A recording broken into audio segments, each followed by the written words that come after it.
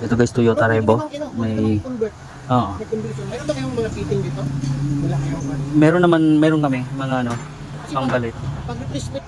So ito guys yung ano niya, yung problema niya, o-ring sa high side. Ito yung ano, Toyota Revo. Pilihan lang namin ito ng o-ring.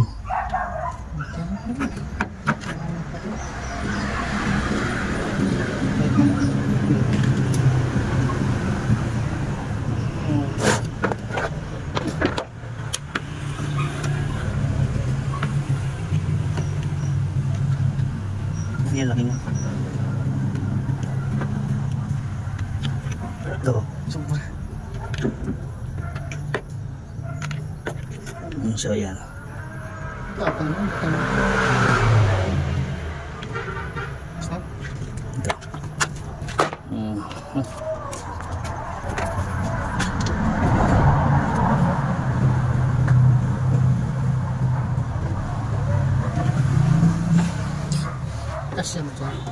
Pares lang po yan.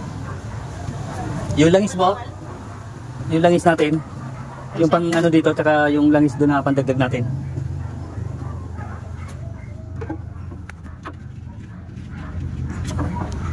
Bale yan guys, nakakabit na yung flanks niyan. Nalagyan na ng bagong o-ring yan, so i-pressurean lang para malaman kung may leak.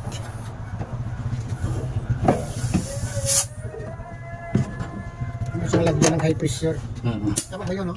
I-high pressure siya para mataas na PSI. Mamalaman yung PSI. O PSI para yung mga singaw, yung mga lalabas siya kung may singaw pa. Kasi kung maglalagay ka ng priyon, hindi masyadong mahina yung. So yan, testing na lang namin.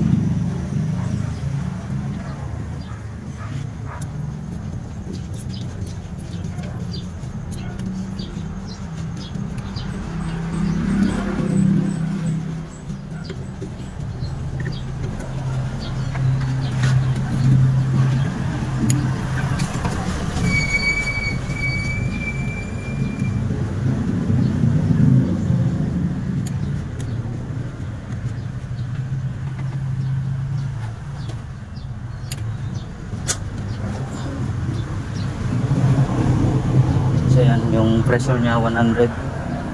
Tignan muna natin, ibabad lang natin ng ilang minutes. So ito yung pinalitan ng o-ring. Ayan, wala na.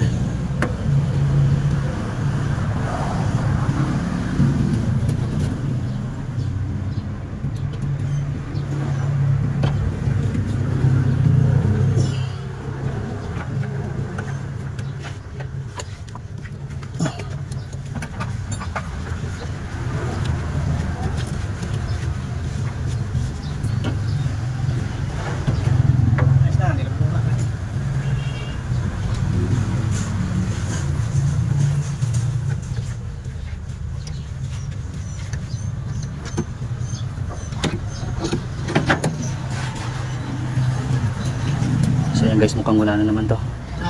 Wala na tong leak. Hindi, wala. Nakikita nyo ito, bababa yan. Kaya ibababad muna natin kahit mga 15 minutes. Ito guys, lagyan namin ng langis. Ito pa nga ako. Nag-video lagay sa kanya. Ina-upload. Grill, no? Kasi may bayad yan, di ba? Pag maraming Bumaba ba?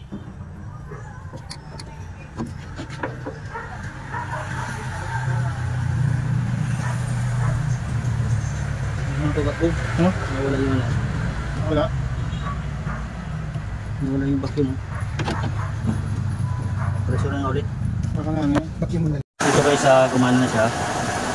Ayun na kinagaan namin. Kaso bilis siya nag-automatic. May problema sa ano to.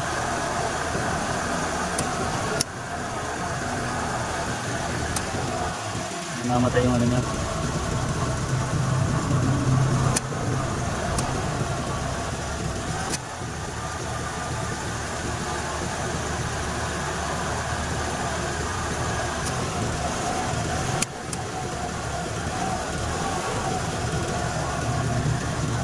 So, direct ako muna siguro to.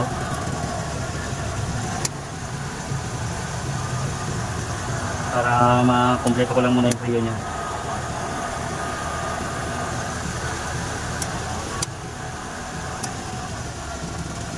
So, ayan.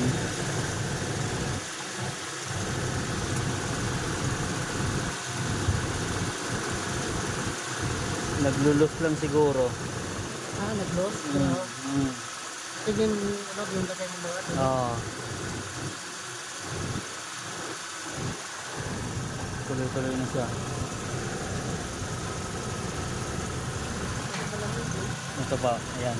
Ito. Iyan yung return. Ay yung papunta doon sa dual.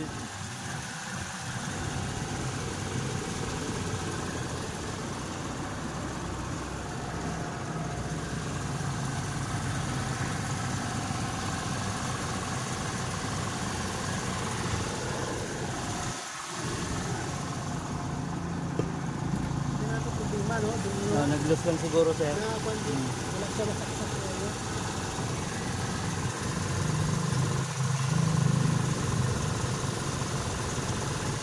Kaya nagtuloy-tuloy na siya. Nag-loss lang siguro doon sa terminal niya.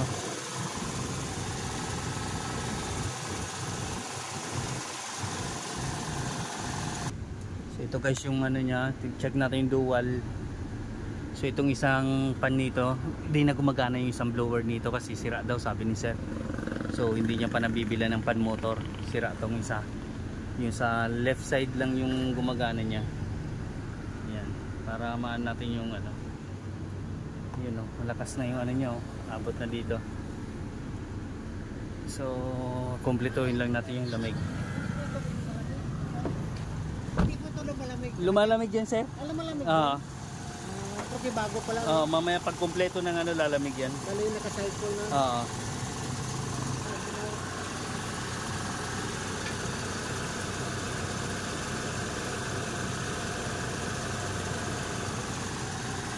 So yan, i-cleaning ko lang muna tong ano condenser niya. So yan guys, cleaning lang muna natin yung kanyang condenser para matanggal yung mga bara-bara niyan dumi.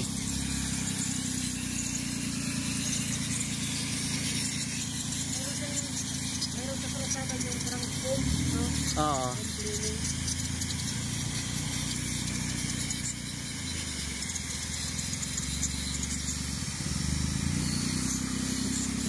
Okay na pa.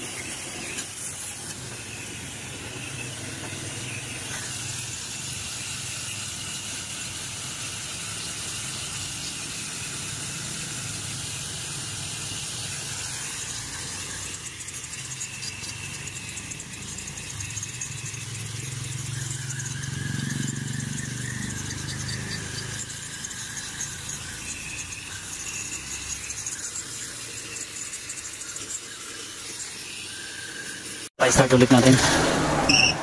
Ayan. Doon.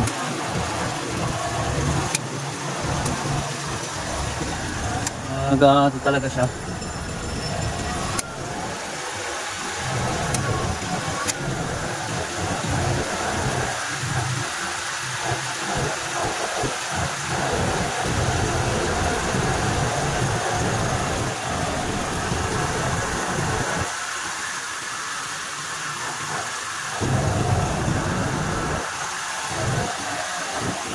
So ito guys, ayan, okay na to. So okay na yung lamig niya. Okay na yung freon niya, karga niya. So bali yung ano niyan, pa-double check na lang ulit sa electrician yung ano niya. So ito gumagana pala to. Sabi ni sir pagka minsan daw hindi gumagana, pagka minsan nawawala. Ayun, gumagana siya oh. Baka barado lang yan sir. Sa drain. So yan guys, yung drain niya pumapatak na oh. Yan, okay na yung return niya sir oh.